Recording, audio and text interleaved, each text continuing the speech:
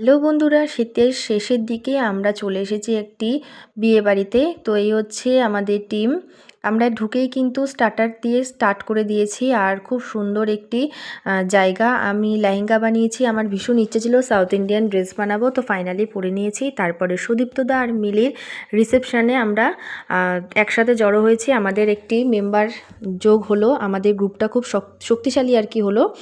ভীষণ ভীষণ মজা করবো। এইখানে বুদা আমাকে হাই করে চলে গেল।